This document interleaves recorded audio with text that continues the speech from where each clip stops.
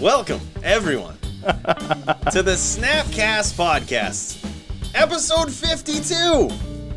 This is the 1-year episode with your special hosts, Brad O'Brien and Mike Cooley, and a special guest joining us here real soon. We've got Andy, the star of all of the attacking the meta games that you might have seen on the YouTube channel. That series where Andy just kills the arena game with some very nasty decks and brews that he puts together, man. It's pretty sweet. So he's going to be joining us, man, in a perfect time to join us for this 1-year episode.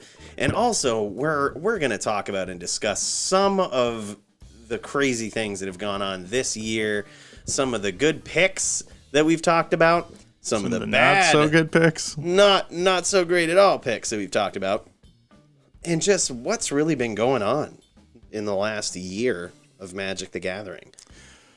And it has been a hell of a year. I mean, WotC said that this was the year of Commander, where they were actually going to focus on putting product in directly for Commander, and they did not disappoint. They really didn't, man.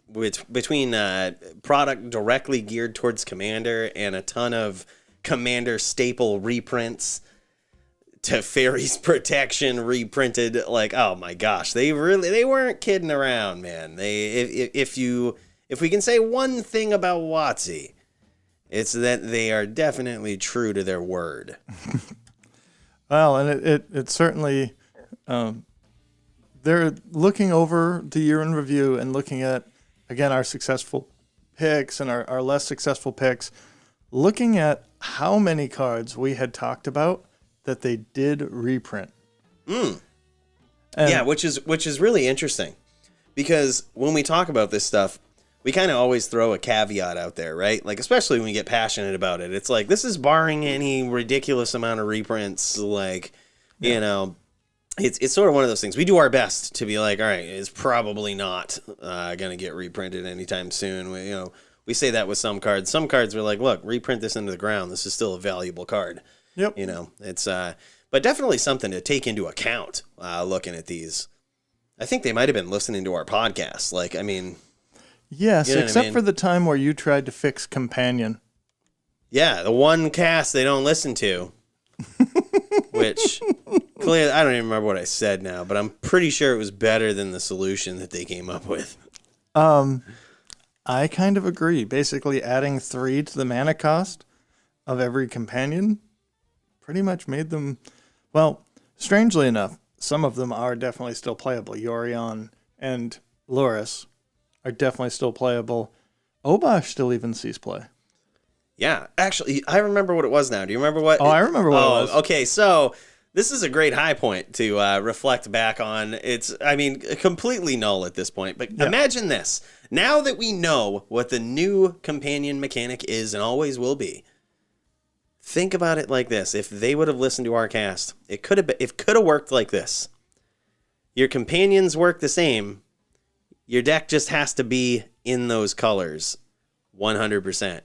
You can't have any extra colors.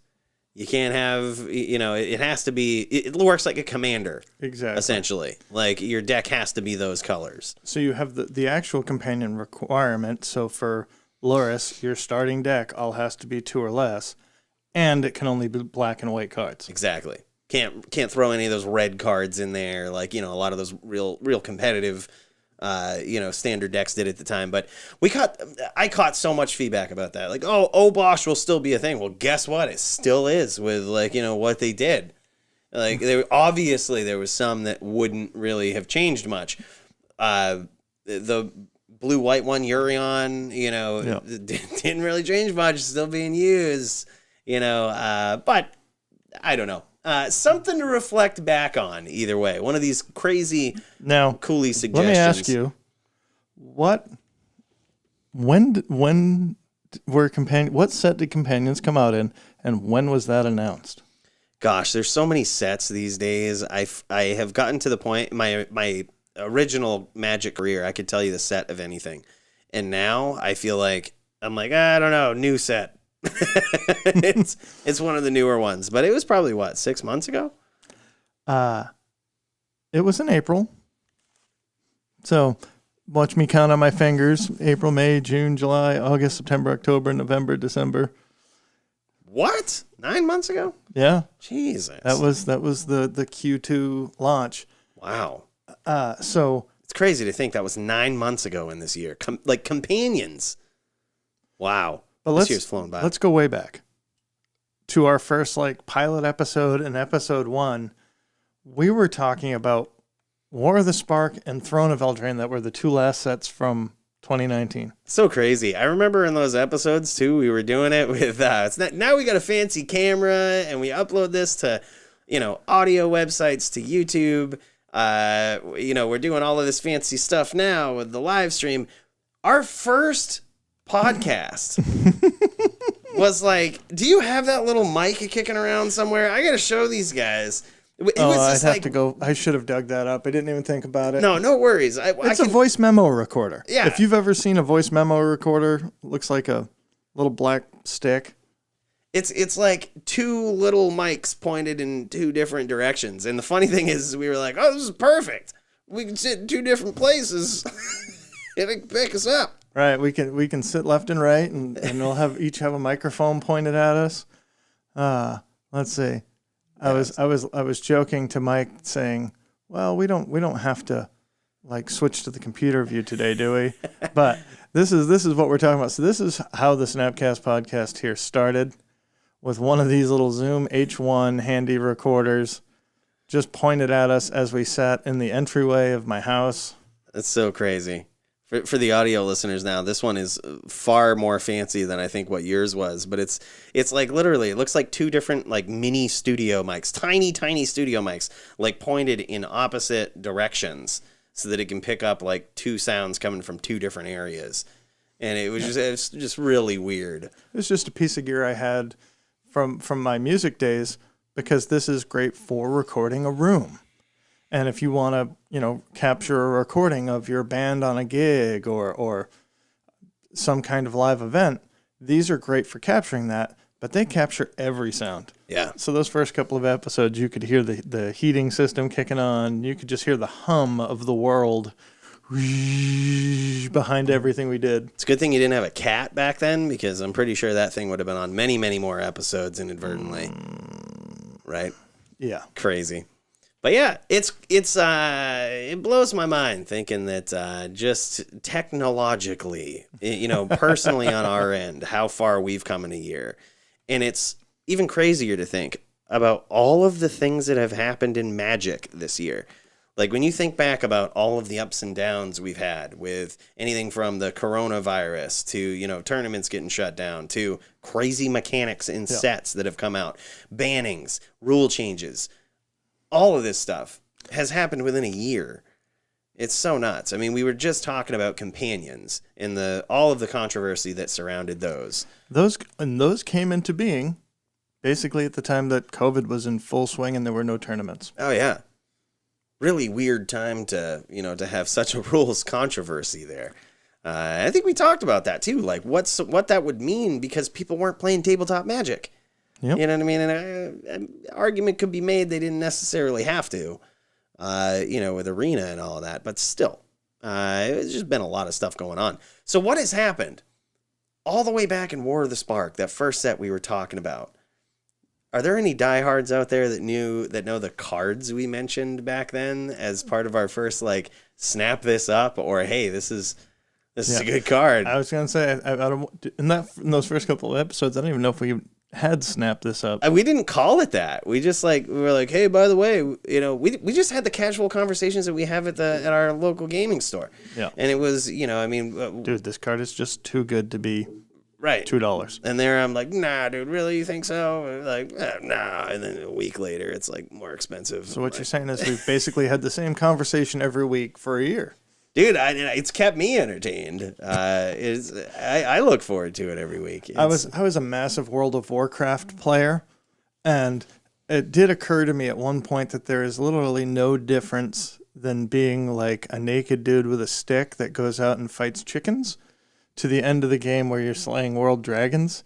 It's just like you're just going out and beating on a world dragon instead of a chicken. And every time your character levels up, all the things you have to do are harder. So if you go out and the chickens can kill you, and then you get a piece of armor, and you go out and the goats can kill you, and then you go out and get a better sword, and then the horses can kill you, like it's friggin' a metaphor for life. So what you're saying is, don't set your ambitions too high. I feel like that's a really good theme for the year that we've had. That's for sure. Or just the more, like they say, the more you earn, the more you're going to spend.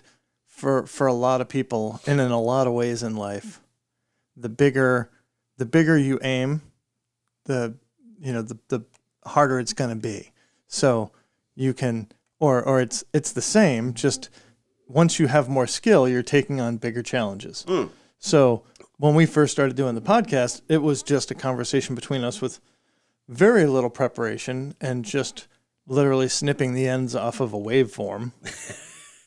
And then by 20 episodes in, we were using Final Cut Pro and cutting in graphics. And I remember it would take like probably anywhere from 1 to 2 hours of editing. We would record these. We would pre-record these casts before. Yeah. And it would be, we'd try our best to cut out dead air and silence and add in graphics where you're talking about this. And we're like, you know what, dude? We'd cut out tangents and... Oh, my gosh. It was crazy. We'd be kicking around here. I was just kind of a cheerleader in the background, being like, go, Brad. I'll watch you edit a video. And, oh, this looks good. And give my input. I think that card should be over a little bit more to the left. Yeah, right. It's crazy to think just how far we've come now, just doing this live. This feels so much better. I love interacting with people now, and just in and of itself, I think that is awesome. Yeah. I was listening to a not magic related podcast today, and that guy Tim Ferriss was sort of talking about how when you find your venue, you find your way that works for communicating, everything suddenly gets easier. And because this was started on you and I having conversations about cards that we were interested in, mechanics that we were interested in, and just being able to do that live, have some other people interact. At the end of this cast, we click a few buttons here or there, and we're exporting the audio to Buzzsprout, and we have this video live on YouTube. Is a lot more in line with our style than the overproduced, overprepared, scripted, bullet list podcast. Right. We do have show notes every week, and I've got some handwritten notes over here, and we have some other notes over here in the computer. I think it's a good premise, though, for this whole thing and looking forward, right? Like, this whole podcast, we started this on conversations and having very valuable conversations and just fun Magic the Gathering conversations. And now bringing it to sort of a live venue where we can have these interesting conversations with live feedback from other people, I think is really cool. It also it lets, it gives everybody the opportunity to let me know that I'm stupid when I am stupid, and to back Brad up when he's right. And we're going to get to one of those later when we talk about picks that worked out. I can't wait. All right. What was so we technically did our pilot episode 0, the last week of 2019. What was the first set that came out after episode 1? Throne of Eldraine. Throne of Eldraine, first set of 2020. All the crazy fantasy fairy borders and all of this. Can you guys believe that's just about a year old now? That set. Time is flying by. Now, on that same note, we kind of had alluded to this a second ago, but some of the picks that we picked out of there were very interesting and very timely looking back. And several of the picks that we had for that set have already been reprinted this year. But I remember the big one, and if anyone was taking guesses or hedging bets about one of the ones we were talking about, one of the first ones that I ever remember talking about on our little byway recorder there that you had was Karn the Great Creator. Okay? But that was from War of the Spark. It was. Okay. That was a big one that I was passionate about then. So at that time, we were talking about Karn the Great Creator. Sure. Absolutely. I think at that time it was it had seen its sort of release hype. You know what I mean? It had seen its release hype. It wasn't being used much in standard. It was still being used some, but I was like, dude, okay, this is way better than $4. I was like, this Planeswalker is so good. And at the time, if you remember, Mycosynth Lattice was not banned in Modern. And we always throw a caveat on there with anything we pick, like barring any huge amounts of reprints and bannings that we can't see coming, I'm like, this is really good. Keep this in mind. Mycosynth Lattice got banned this year, okay? It got banned, and Karn is still at a higher price than it was than that $4 point, man. So one of the picks, thinking back to those first episodes that I would say was very timely and I think still good, is Karn the Great Creator. That guy's a beast. Nothing feels better than when someone exiles a permanent of yours and Karn goes and grabs it back. Even just value in that guy is stupid good, man. It's a null rod that has upside. It's a null rod. It's a wish. It's just too good. But it came out of a set, really, that was just packed with Planeswalkers. It was only a rare. It wasn't a mythic Planeswalker. It was a rare Planeswalker. I remember some of the other ones that you had talked about, that you had mentioned. There was some 3-drop Planeswalkers that you were just like, I know these are uncommons, and I know these are just rares, but God, when are they going to reprint something like this? Like, it's just so odd. This whole set is Planeswalkers. It's so hard to dive into that and to commit a Planeswalker spot in future sets to something like this. And it was very good. Ashiok was one of them, the 3-drop there that's now in a lot of sideboards, which I think is still at a very reasonable price. But think about it. It's odd to reprint. Like, it's a really odd card to reprint as an uncommon. And the same with, who else was it? The one that stops your opponent from Narset. drawing. Yes, Harder Veils. Narset. Got a 4 of reprint in the Challenger deck. That came out this year. I would be willing to bet it's still higher than when we were talking about it, because it was like $1.50 when we were talking about it. That Throne of Eldraine, again, saying the last set to come out officially before we started podcasting, also coincided with the release of mystery boosters. So those have just been out, coming up on a year, or just over a year, sorry. God, that's so hard. A year in September. They coincided with the official launch of Arena, which was September last year. What?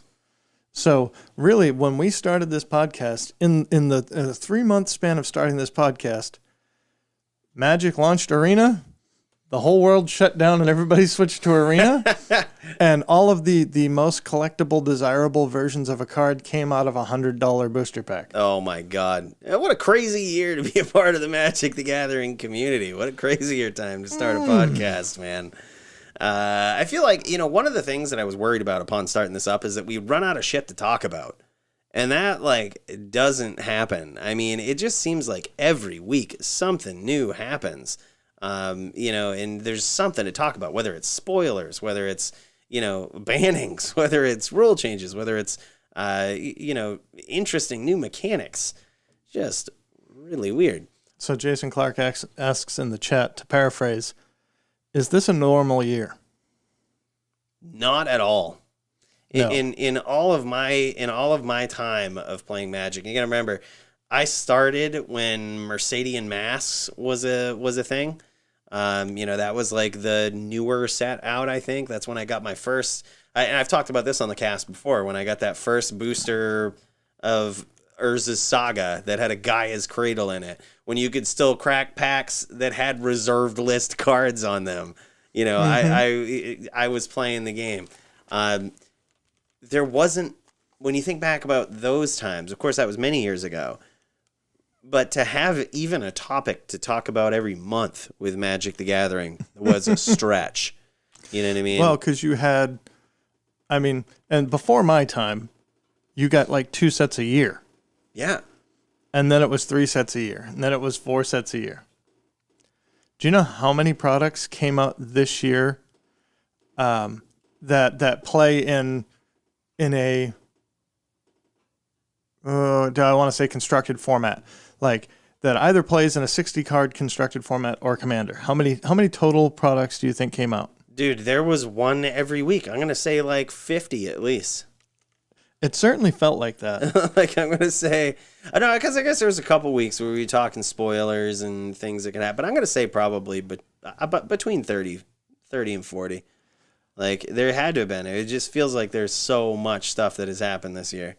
So just starting in January, we had Theros Beyond Death, and depending on how you look at it, you have Theros Beyond Death, and then you had the Theros Beyond Death Collector's Boosters, like as 2 separate sort of products that you could buy. That they promoted, that they were like, oh, look at this. Then they came out with Unsanctioned, which was the board game that people only bought for basic lands. It's true. If you're ever curious if Wizard can sell basic lands for a premium, they can. They can. Then came Ikoria Lair of Behemoths with their collector booster product. There were 5 commander decks that came out associated with it. Then came out Core Set 21, then Spellbook Chandra, then Double Masters, then Jumpstart, then Zendikar Rising. Yeah, that's within like a couple months span right there. Yeah. Not even, yeah. Yeah. Then Commander Masters, and commander decks associated with Commander Masters. So to answer the question fully, this has been a year packed full of not only the reprints that they promised, but action-packed releases nearly on a weekly basis. I mean, or even bi-weekly basis, which is that's so ridiculous. We've never seen anything like this. I think this was the year that management changed at WotC, and I think the goal and the mission of WotC changed. And that was, they went from, a trading card game company, to let's make as much money as we can, which is, I say, great. That's what a company should do. And, they did a great job of hyping up all of these reprints, all of these sets, all of the power creep that we've talked about over the last year. All of this has really hyped up not only interest in the game, but sales for these guys. It's been a crazy year, and we've seen so many new players become a part of the Magic community this year. It's really grown quite a bit. So if you had wanted to stick with your original answer on how many products WotC had released this year, all we would have to do is also include another slew of products that WotC had never done before the end of 2019. So in December of 2019, WotC announced a new product that had never been heard of before, that everyone heralded as the end. Bitter Blossom Dreams? Is that what you're talking about? Bitter Blossom Dreams was the first announced Secret Lair direct-to-consumer product from WotC, where you could buy individual cards shipped to your house directly from WotC. Yeah, is that whether we're talking about the end of LGSs and middlemen and all of this? Well, yeah. Now you could just buy your decks, buy your singles straight from WotC at a premium. Well, it was also, speaking of the end and what end these types of things brought, it brought the end of From the Vault series, right? This is what this was their answer to that. So From the Vault ended. When this was released, they said that they're not doing that anymore. They're going to do these secret layers. So it's crazy to think that there was a time where there was an overstocking of like From the Vault Dragons or From the Vault Legends. I remember that being a big one too. You can buy them at like $50. You know what I mean? It's just nuts. To think that now, this value that is coming from Magic the Gathering cards is coming from the hype of these releases. And I think that's definitely something to pay attention to when thinking about the long-term value of Magic the Gathering cards now. You know, are some of them better unopened? You know, are some of them... Oh, yeah. Sealed product. Yeah, I mean, I think we kind of alluded to that before, too. But just think, like, all of the cards that you would ever want from the Vault Legends, you could probably get for a pretty reasonable price or some other version of them close to it. Yep. But the From the Vault Legends sealed product that will never be made again, you know what I mean? That this new series, the series of cards in From the Vault that they're no longer printing, adds so much inherent value to that, man. It's so how many secret layers do you think that they have? How many layer drops have they done? I don't know, because it always seems like they kept them a real secret for the most part. It was I would hear about them and then they'd be released like instantly and no word of them afterwards. 5, 26, 27, 28, 29, Holy 30, shit. 31, 32, 33. 33 secret layers this year? Since December. Shit. Man, I was close with that first estimate, wasn't I, dude? I thought I was kind of shooting high. I was like, nah, that's got to be high. No, dude, it's been like something every week. That blows my mind. That just blows my mind. Yeah, WotC has been advertising a new product basically every week. God. And I think, man, I've bought a lot of product this year, and I look at this list and I'm like, well, I didn't buy that, I didn't buy that, I didn't buy that, I didn't buy that, I didn't buy that. You know, I bought maybe 4 secret layers this year. The Thalias, the Walking Dead, the most recent one that had the Sebkin and everything. God. Yeah, that's so good. Those secret layers, man, it's nuts. Yeah, 33 secret layers they've put out. That's just the secret layers. Yeah. God, and then yeah. And our last episode was talking about the previews for Kaldheim spoilers. Wow. It is a continuous hype cycle. So to your question, Jason, I know that Mike just said this exactly. No, this is not normal in the life cycle of Magic. They're printing so much product continuously, and they are offering extreme, these sort of extreme rarities of full art foils and alternate art, borderless special treatments and showcase frames and. Yeah, I mean, whenever I remember just even a few years ago, whenever I wanted to know the next Magic the Gathering product that was coming out, I wouldn't check it, but every like 2 or 3 months, because that's when stuff was announced, and that's when the big stuff that you wanted to pay attention to was coming out. Like, it was just super weird. And now there's almost like no time to react to what's going on. Like, that's the thing. You know, when you're only releasing, when they were releasing 4 sets a year and, 4 or 5 premium sets or whatever they were doing, you have time to react. You have time to be like, okay, the new Ikoria is coming out. I'm going to let the hype die down, and then I'm going to go to my local game store and trade this. But it's like you have no time, because guess what? They got a secret layer coming out where we're going to reprint something from a couple sets ago that if you were trying to play the game, like, now there's this new special version of it. And it's like, wow, there is no time to react and play the trading game of like ups and downs. And I know this is going down, and I know this is probably going up in value. It was just so weird. There's too much coming at you at once. It's certainly a challenge, but I think that there's also an opportunity in there, which is specifically looking at the less exciting full art foil rares and mythics, which are basically saying full art foil rares and mythics that are under $5 that look remotely playable. Because you're right, because of the hype cycle, people have only seen the top 10 cards in every set, because you can't keep up with 50 awesome cards from 10 different products in 6 months. That's a great point. I listened to the folks over at the EDH Rec podcast, and they did a reflection episode on, did the Year of Commander live up to the hype? And one of the things that they said in there, 229 new legends, new, not reprints, appeared in 2020. Wow. Now that's not counting planeswalkers, like legendary planeswalkers. Like it counts playable commanders. I think playable commanders is what they would have gone for. Yeah. Wow. Yeah, I don't think that. I don't. Yeah, I don't know if that. I don't think that counts things like the Ozolith or other.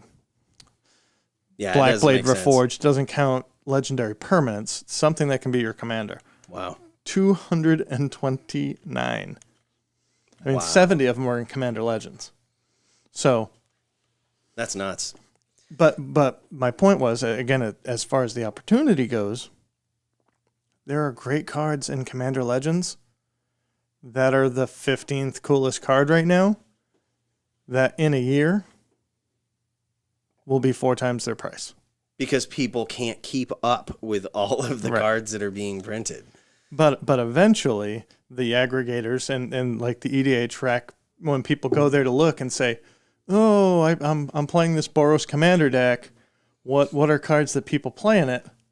Oh, there's this land War Room from Commander Legends that everybody's playing it. Well, what the hell? Everybody's playing because you pay life equal to the number of colors in your commander's color identity to draw a card. Yeah, that's ridiculous. Oh, I'm in a Boros deck. Yeah, I'll pay 2 life to draw a card. Pay 2 life to draw a card. Hell yeah, especially in 40 life format. Get out of town. Mm-hmm. So I would say, again, looking back in year in review and talking about all of this craziness and cards that go up in price, there's one thing that I think we all knew this going in, but it was like my swan song throughout the whole time, right? This has been, anybody who knows or listens to this cast knows that this has been my swan song about Magic investing. Practically in my entire time that I've ever thought putting money into Magic cards was investing money. The reserved list.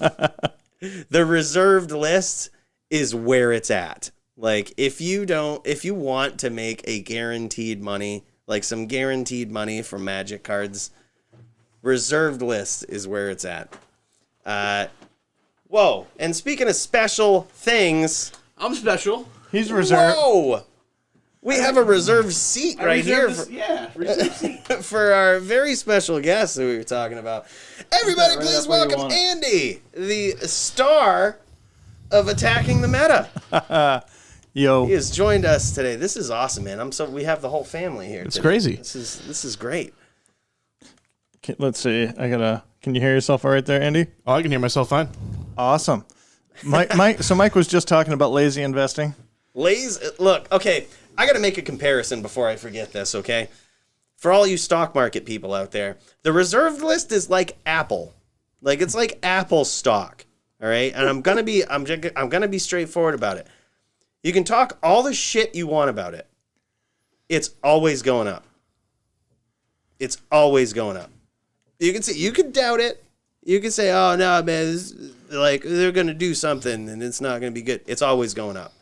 It's just one of those things that it's such a sure shot. The question is, by how much when you pick cards? Is it a 10% increase or is it a 100% increase? Exactly. It's just like pick the best ones for the highest return on your reserve list pick. It's like, even some of the ones, you remember the episode we did? It was a special episode. We talked about a reserved list card and I was all fired up about it, right?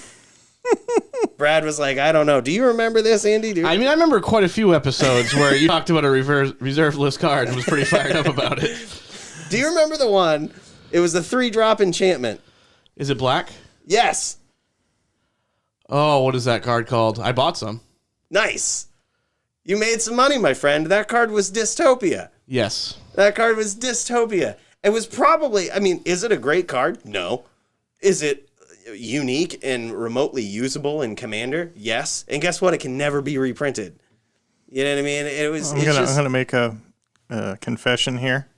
I did buy and run Dystopia for most of the year. I just got cut from my deck. Oh man! From my EDH deck. It's got its home. I feel like it's got a home in decks, in certain decks. Does every deck that play this, that runs black, play this? Absolutely not. But do all Muldrotha decks play this?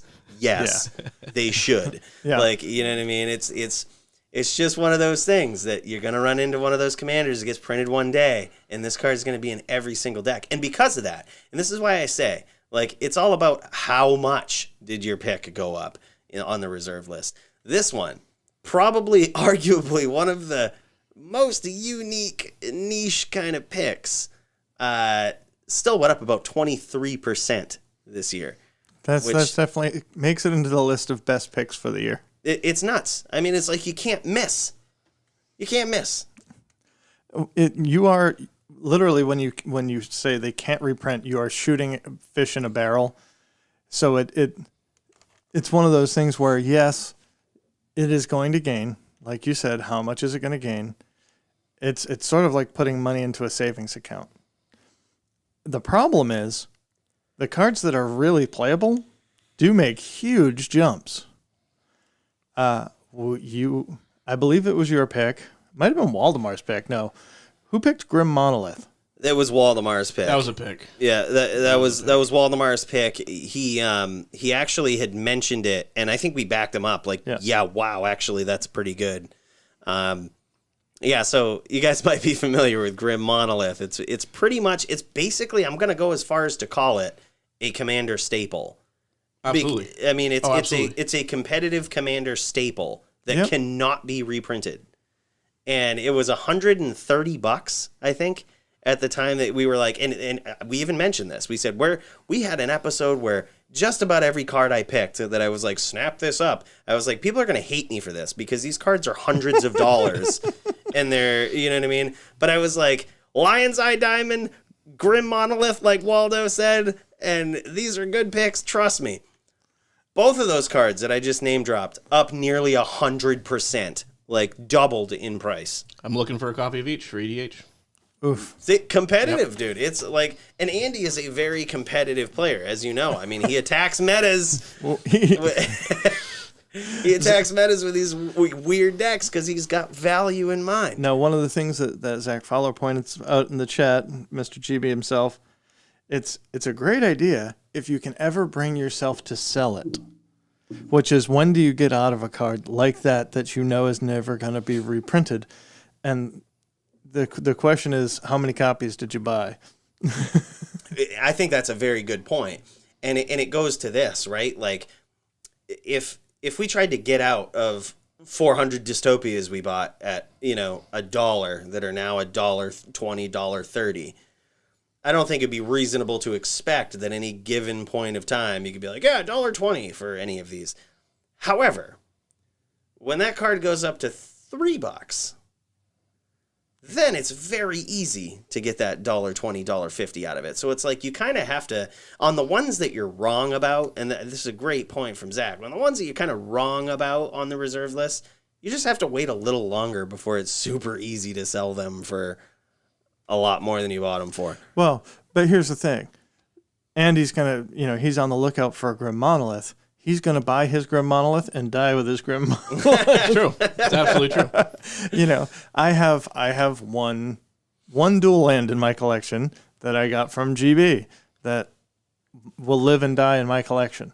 Now, I have a whole bunch of City of Solitude because they were cheap. And if they get to a point like, so that's another card that we picked, you picked. Bam! Reserve list king! It's up 45%. I mean, it's almost gone up 50%. And well, it's remotely usable. It's remotely usable, but to Zach's point, do I sell it? No, because it can only go up, right? Right. I mean, technically, yeah. Why would I sell it? I mean, and until I'm at the point where, oh God, I think they're going to turn the lights off. Like, I need to put gas in my car. Right. I'm going to hold on to that because it's going to keep going up. Yeah. And speaking of this, the reserved list stuff, and now that we have Andy here, he might actually be able, you remember what we were talking about might have happened last week? And I was like, there's no way. I know this for a fact. Either way, let me get to the point. I think they're taking cards off the reserve list randomly. Like, yes, they are. Yes, if we're looking to the future of Magic the Gathering, and this is what's kind of scary, is they have taken cards off the reserve list before. They have done it. That is true. And there was this card that Brad brought up in Sax's Conspiracy Corner. Yes. But hey, sometimes Cooley conspiracies are right. I think that the way they're going to do this, and this is what kind of scares me, is I think they're just going to randomly take cards off the list. What was the card we were talking about last week? We're talking about Food Chain. Yes. Was that on the reserve list at one point? See, I'm not as familiar with the reserve list as you are. I'm going to be honest there, but that is another loophole in the reserve list that they don't talk about is they can't reprint anything on the reserve list. They can take cards off. Yeah. They haven't done it in a long time that I know of. They took off Demonic Tutor was on the reserve list at one point. They took that off. Soul Ring was on the reserve list at one point. They took that off, and they reprinted the shit out of it. When I heard that Food Chain had been reprinted, I was like, that's a no-no. They can't do that. I know for a fact, like, maybe it was the Mandela effect on me or something. That's what I'm thinking. This is the Berenstain Bears thing. But can anybody else confirm? Food Chain was on the reserved list. I'm very sure. I'm like 100% sure. And I Google searched it. I couldn't find anything on it. Like, conveniently, everybody goes to the Wizards of the Coast reserved list. The one that they have on their site when they go check it on Google. If they just take it off, well, suddenly it was never there. And there's no proof it ever was there. We can rewrite history. Right? Oh, it's crazy. So I can't remember the website off the top of my head, but there is a website that you can pull up any archived website from the past. Ooh. Yeah. So we could use that to actually look up the reserve list at different times in the past. But Fowler just said nothing from Masks made the list, apparently. Okay. My hormone demon just made an appearance. Ooh. We're getting a little excited with all this reserve list conversation. Maybe you're right. I don't know why, but it's, I guess, Mandela effect or something. All right. Well, still, they can do that. And that is sort of the semi-risk, I think, about the reserve list, is they can do stuff like that. And they have done it. So there is a bit of a risk, but it's just like we said in the beginning of this cast. If we know anything about Wizards, as of lately, they have been true to their word. And if they go on the record and they say, we're not going to reprint anything on the reserved list and we don't have any intentions of doing anything to it, I'd trust it, man. That's a free reign. I think it's as safe a bet as anything. And seeing how much the reserve list cards have increased consistently, you know, your experience with the stock market, like how much fluctuation there is in there, finding the stocks that are just guaranteed to go up are few and far between. That's true. I mean, there's always some risk, right? You're trading your hard-earned cash for cardboard. All right. What are Andy, can you think of any cards that we talked about, any picks that we had that probably went up? Tell you, hell yeah, I didn't. Yes.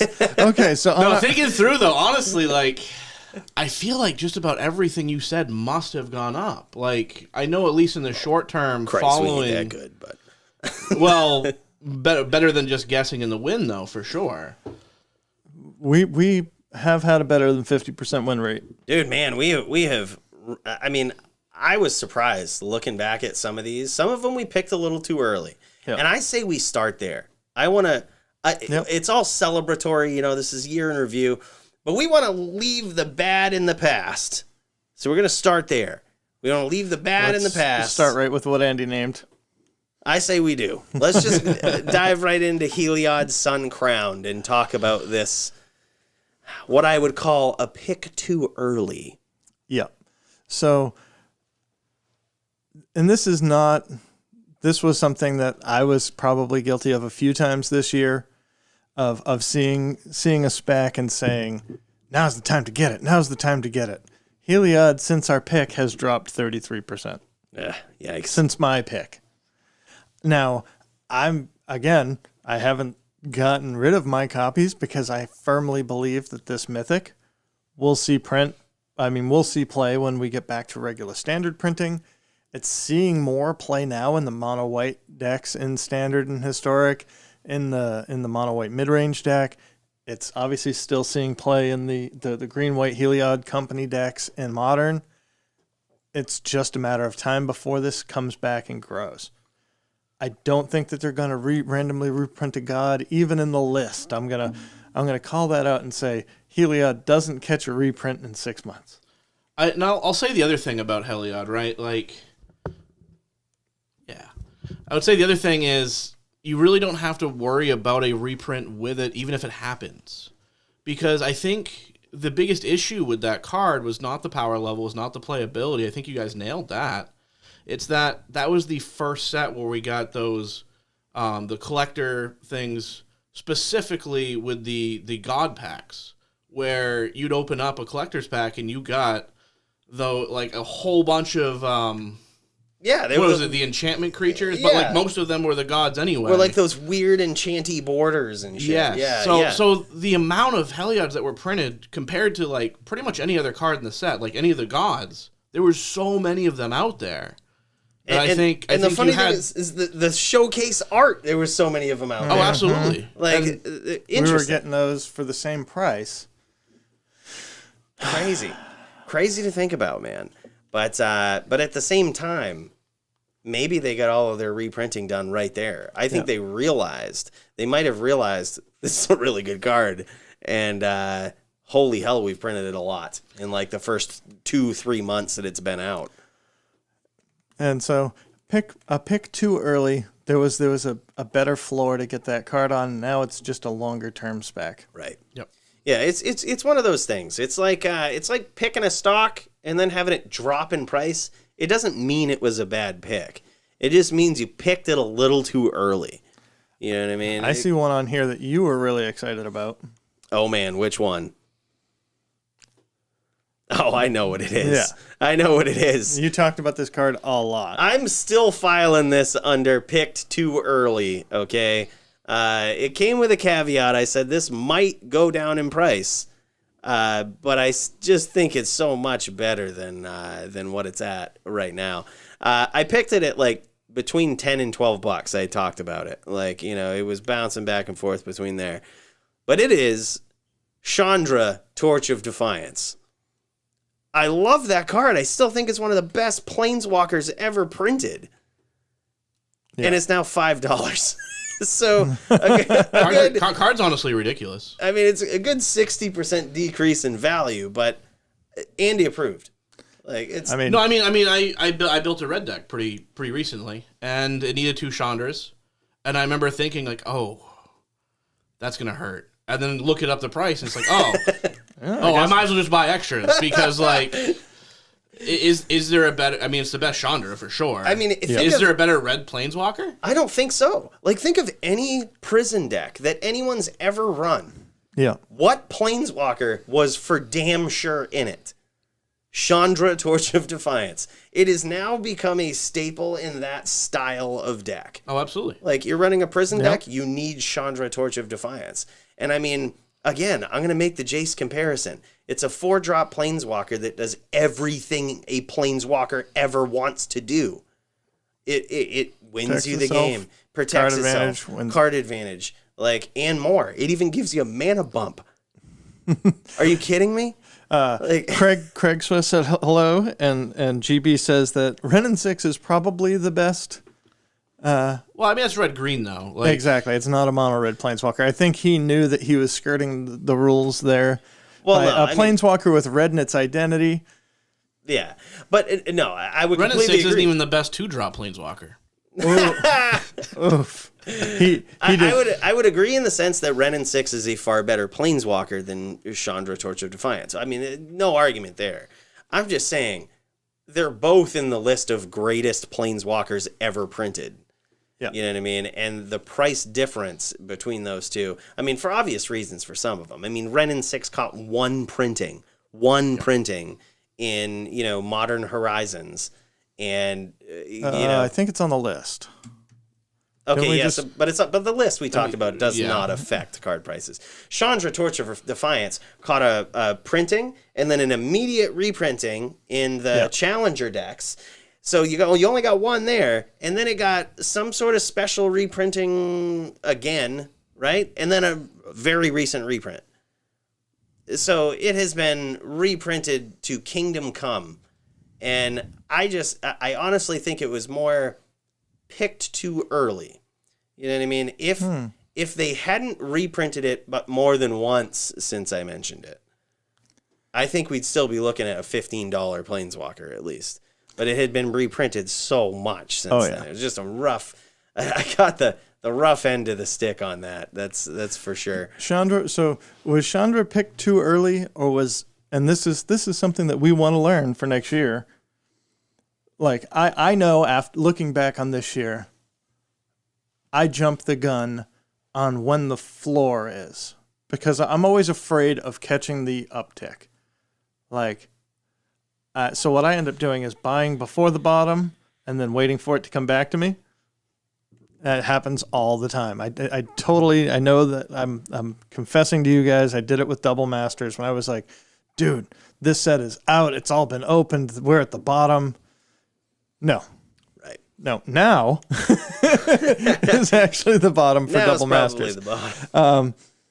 But with Chandra, was that picked too early, or should we have recognized they had done Jace's spellbook, they had done Gideon's spellbook? That's a good point. Was there going to be a Chandra spellbook that didn't include Chandra Torch of Defiance? Right. I think that's a great point. And also something to think about that I now, it's another stock market trick, and I bring these up more and more of these often, but I try to look at reasonable volume in a card too before I actually say, okay, let me get this.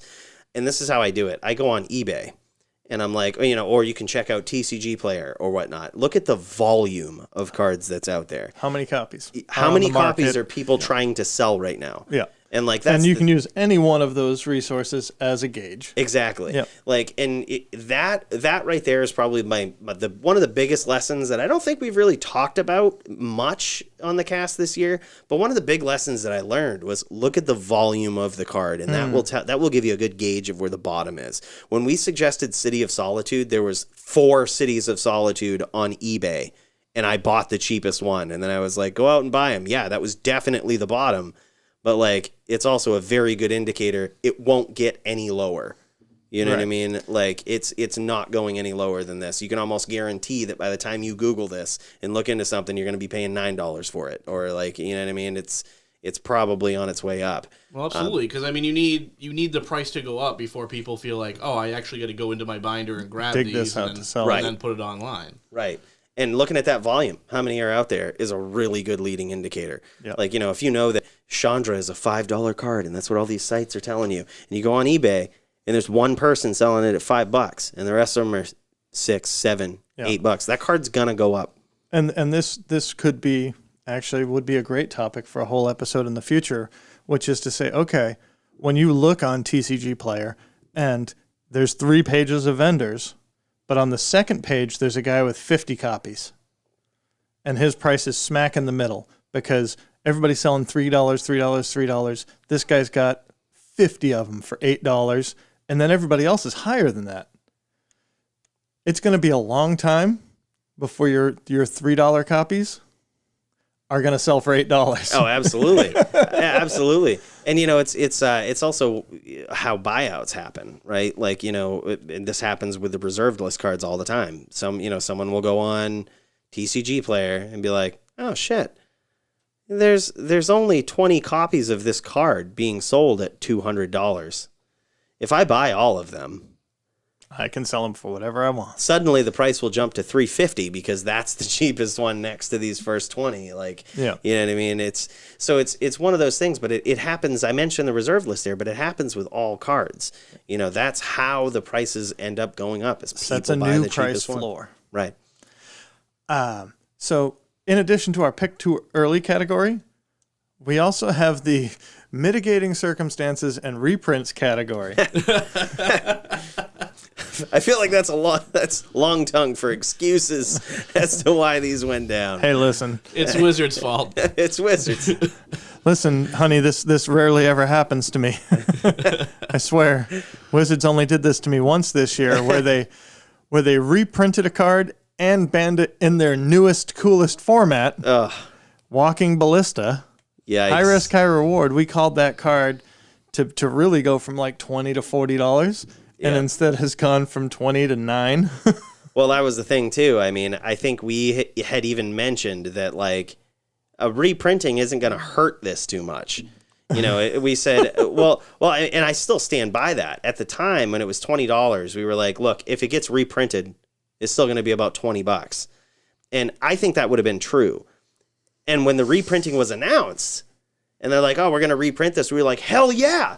Like that means, more. Yeah, buy more. Like, you know, this is a great opportunity. But then the banning immediately after was like nail in the coffin for the hope of this card gaining shit tons anytime in the near future. And I do stress near future because I think we could have easily filed Walking Ballista under picked too early. Like, I think it's, you know, I mean, we have talked about this over and over. When a card gets banned is one of the best times to pick it up. And, right. you know, I'd feel a lot better if we were talking about it at $7 or $8. This did also catch a secret layer printing. It had that weird robot printing. So high risk, high reward. We were going in on that card for its modern and pioneer build. I traded for foil copies famously to play mono white and pioneer, and we all know how that went. We all know how that went. Well, but Andy, Walking Ballista, underpriced or overpriced it? What's it at right now? Like $9. I think 7 or 8 is like what you could get them for if you went out and bought. I mean, it's not even a question. I mean, that's underpriced. Like, yes, the thing you have to look out for, right, is staple and modern for sure. The problem is you don't see a ton of copies in the decks that do play them because it's the company decks that run creatures that can just go grab the 1 copy or 2 copies in your deck. They 2 to 4, yeah. So, I mean, looking at like a quick jump, no. But, I mean, the card's insane. Yeah. And you also see some EDH play. Like, yeah, it's definitely undercosted at that price for sure. I think so too, man. And also, we talked about Chandra, Torch of Defiance, defining her deck type, right? Oh, yeah. Like, Walking Ballista does that and more, right? Like, it defines its own kill condition. Like, it defines...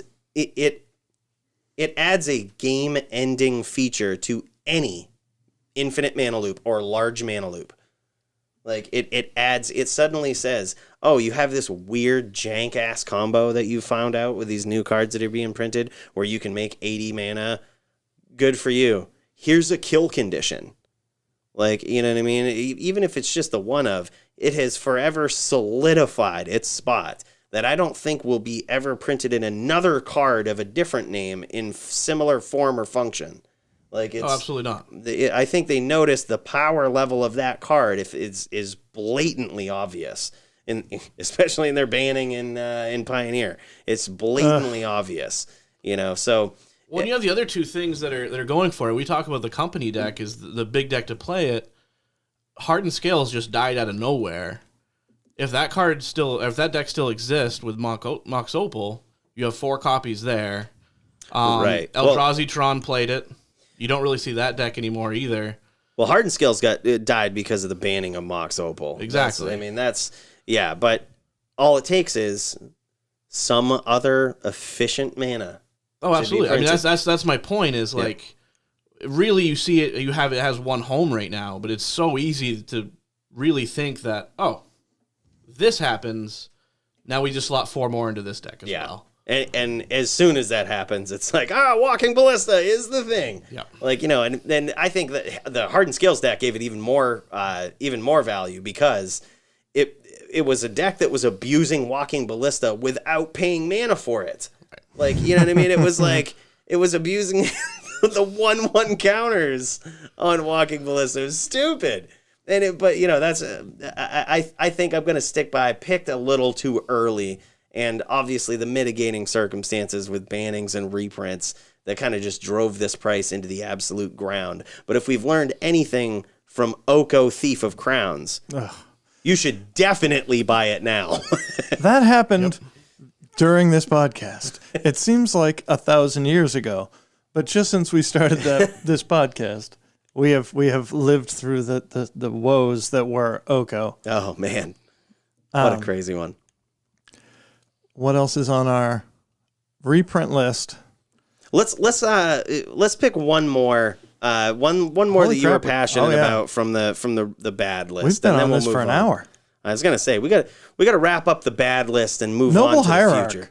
There it is. I love that. I love that card, and You're I think passionate about it. I think it is a pick now, but it was, in hindsight, I did not expect it to get a triple print in 2X Masters. What the fuck? Like, there's my F-bomb for this episode. A triple printing, some. You got the regular printing, the New Art Extended, and the New Art Extended foils Oh my god. that have made a Noble Hierarch like a $10, $12 card now.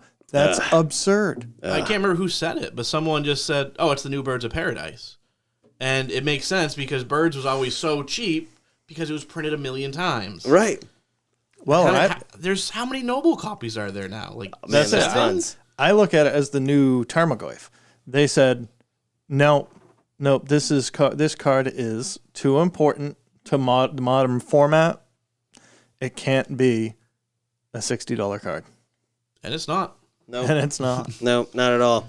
Yeah, it's a great comparison. The Tarmogoyf conundrum, where it's just like, why the hell is this thing so expensive? And who knows? Maybe they got it out of them in 2020, and it was a crazy year all over. Maybe they haven't. But regardless, picked too early. We have Modern Horizons 2 announced for next year, and they've already told us that they're doing reprints in that set. Oof. So in Modern Horizons 1, it was all new to Modern cards. They were all either new or cards that were not previously legal in Modern. In the next one, they're doing reprints. All bets are off, baby. I'm slightly nervous about that. That could hose a lot of picks. It's gonna be interesting, but again, I think that with whatever we pick in this new year, keeping that in mind is something to is something to think about. And also looking at this new concept of volume when we pick cards, I think is really gonna put us in the driver's seat of the card prices, because if they reprint something that doesn't have a lot of volume out there being sold, it's really not going to affect the price at all, and we've seen that happen in the past too. Especially if they're with reprints like the list, the volume increase is negligible. Right. So we've been at this for an hour. Let's run through some best picks, and then I have a special outro segment. Absolutely. So what do you guys think are our best picks for the course of this year that would have gained you the most money if you said, all right, Cooley's a dumbass, but I'm going to trust him on this? Or, you know what, maybe I should start buying the cards that Brad suggests, because he picks some pretty good ones. What do you think? Take a couple seconds to think. We're going to run down through very quickly some of the highest returns from cards that we have picked. And I was surprised there were so many of them. We could have gone on forever looking at some of these. What's one you picked? One of the ones that I picked, that I will say, I was a strong buy on this when I had first talked about it. I said, just get these. You're going to hate me for saying the price, but just pick them up and don't look back. It was, we'd alluded to it before, Lion's Eye Diamond. I said, pick them up when it hit $200. I said, go look on eBay. There's like 5 or 6 of them right now for $200, less than $200 at the time. Mm-hmm. I was like, you got to get these. Like, trust me, if you ever frigging need this card, which you will eventually, you're never going to get it at this price again. And LED is up 75%, close to $300 now. It's a little bit of an investment at that $200, but it definitely paid off. It's a huge investment at that $300. But and another one, again, we alluded to this, was Karn the Great Creator. We had kind of talked about it. It has seen a 50% increase since our first mention of it on our one of our first podcasts. So $4 to $6. All right. So you've made $2 if you waited all year to sell those cards we told you about. It's 50% return. Well, I mean, that was when I remember that, like, I just looked up the price one day and I was like, are they really this cheap? And I think I messaged Brad and I was just like, you got to buy all of these, right? And I'm surprised it's only up 50%. Yeah. One of the big ones you had talked about, which this was the point in time in the cast where I started to trust Brad. And I said, if he's passionate about one, just get it. And get the special ass version of it, all foiled, maybe promo. And it was a good investment.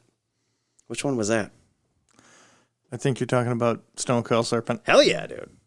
Hell yeah. And we have not seen the end of this. This card is just finding its way into older formats. It has nowhere to go but up until the reprint. God damn it, I have to put that caveat on everything. Stone Coil Serpent, again, ear to the ground.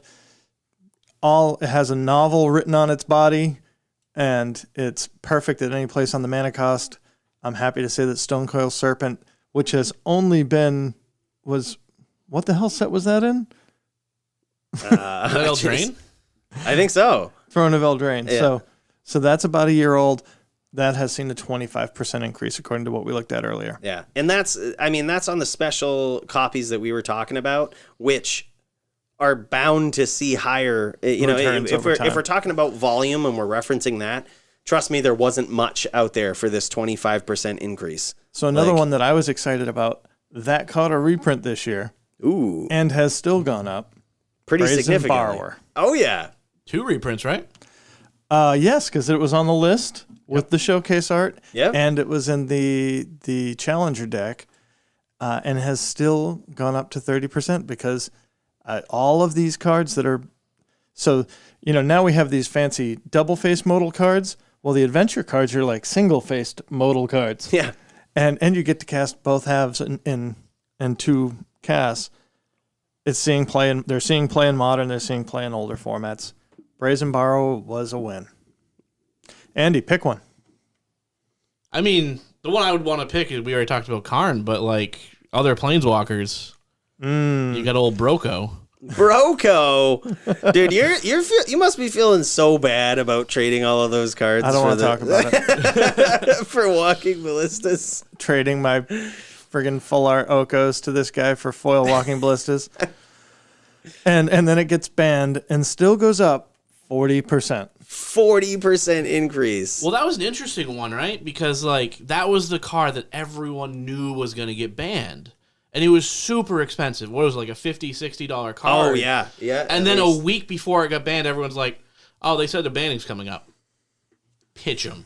Yeah. Oh, yeah. And it shot like so far down before it even got banned. It was crazy. Oversold for sure. I think the special versions were approaching the same price as the regular ones, which was somewhere around like between 12 and 16, depending on when you got into that little bottom curve. It was like between 12 and 16 bucks. If you hit it at the absolute bottom, you might have been able to get them for 12 bucks. But if you hit them reasonably, you'd get them for 16. Talking about that greatest planeswalker of all time list. Yeah. Oko for sure makes it. That's one of the most busted planeswalkers of all times. Insane, man. All right. Just for the sake of time, and I want Andy to participate as much as possible.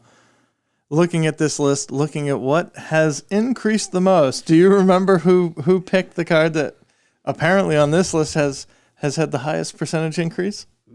Well, not only do I remember you picking this, I remember you opening up a letter in the that came in the mail and showing these to all of us right on stream. I love you, Andy.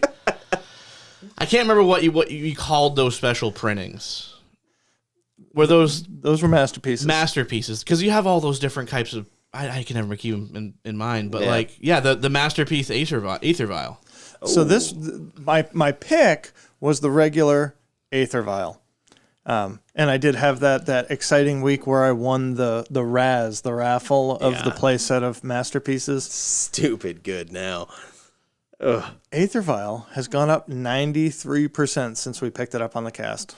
And this is just the regular copy. This is just the regular copy. This is the reprint from Ultimate Masters. Ultimate Masters, Yeah. yes. And that was, again, there's two cards in particular on this list that I was like, I don't know, Brad. And Aether Vial was one of them because I was like, it's like $16. I was like, meh, I feel like it could go lower. That was the absolute bottom when he suggested that. And now they're at $30 just about.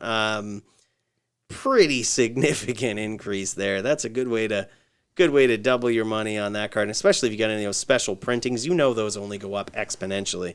There was one more I'll talk about before we sign off that I gave you a lot of static on and a lot of resistance on, and I have to eat my words live on camera here for Guardian Project. Brad had suggested picking this up at $5, and I was like, this card is garbage. I was like, are you kidding me? This card's garbage. I was like, there's a creature that for the same mana cost, it does the same thing, basically. I was like, if you could play Beast Whisperer, why would you play Guardian Project? Right. I was like, I don't get it. But holy hell, man. Andy, why is Guardian Project a good card? So it's an enchantment, right? Yep. So Doomblade doesn't kill Guardian Project. And I think I said that like in the chat while Mike was going off. I think you did too. It's just, I mean, it's insane. Like, I get you. Like, absolutely you want to play Beast Whisperer. But I think Brad said it perfect in the podcast as well. You just play both. Like, if you want that effect, you're playing both. I think that's a great point. My original thought was, why the hell would anybody play this card? And Brad's response was, don't ask me. Go to EDH Rec and ask everybody else that's playing this fucking card. That was that podcast. And I'm just like, you can't argue with that, I guess. Like, the numbers are on their side. Everybody's running it. That card has gone up 60%. It's now $8 at its cheapest, and the volume isn't really that high out there of people selling it for that. So this card is actually probably going to go up a lot more. Yeah, good pick, Brad. Good pick. Well, those cards are interesting, too, and not to drag this on too long, but the cards that aren't playable in Standard, right? Yep. But are playable in EDH. Yep. And a lot of times people forget about them. So they didn't buy all the copies while they're in Standard. Didn't trade for it. Didn't trade for it. Now all of a sudden everyone needs them for their EDH deck, and dealers have them. You don't have random players that are like, oh yeah, I have a few copies. I have trade for those? That Guardian Project, I bulked to the store. Yeah. Should have listened to Brad. And where the focus, because there have been no SCG events, there have been no Channel Fireball events, people are playing more Commander now than ever. Like, when you ask if the year of Commander was successful, it's all I fucking played. Oh yeah, absolutely. And it's what everybody that I know is building. Like, so that may be the way, even more than ever, to look at specs. For sure. One other thing, and I'm going to do this really quickly. Actually, I'm going to save that for a future cast. I want to do a little bit more research. But I sort of want to go out on a bit of a somber note and a little bit of honoring a friend of mine that just passed away. This is not Magic related, and you guys would never know him, but this is me in like 2003 with my band John Tierney and the Truth. This is John here in the center of the photo, giving sort of his sly grin. It's Brad smoking a cigarette in the background. Oh yeah, last photo. I played with this dude for 6 years consistently. Did studio work with him for a couple of years after that. We had so many awesome times. I was so lucky to play with so many amazing musicians, and I thought that this week maybe we could go out with instead of our typical soundtrack, we could go out listening to a little bit of John Tierney and the Truth. I like that. And look, guys, 2020 might have been a rough year, but it can only get better from here, right? Fingers crossed, let's hope. And let's enter this new year with a positive outlook. and make all the money we can from Magic cards. Let's have all the fun we can, and let's look forward to some positive, brighter days, shall we? Spread the podcast. Not the plague. Everything I've gotten over, I can't get one thing over you. Over you.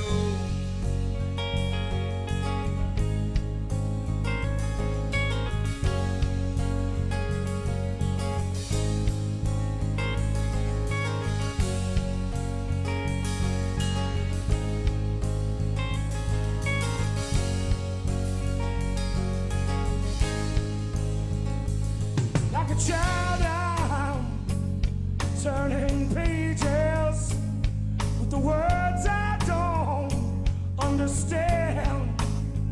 You Pharisees have turned from sages, and they're all dying in your hands. You know, cost of freedom comes and goes. You know, cost of freedom comes and goes.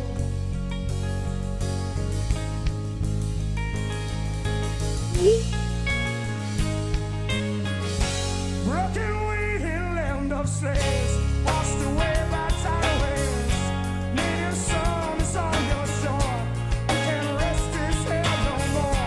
Blood is flowing in our streams, washed away by gold streams. Will you say, what will you do when the only slave is you?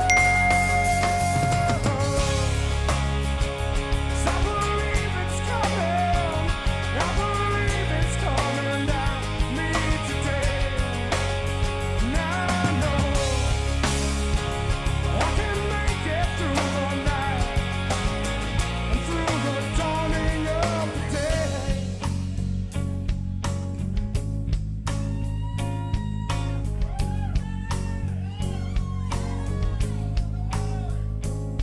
And I believe in something true love, something that will save us all. And I see fault lines in the system, and I see days when I know we will fall. But you know, we can make it after all. And you know, price of freedom comes and goes.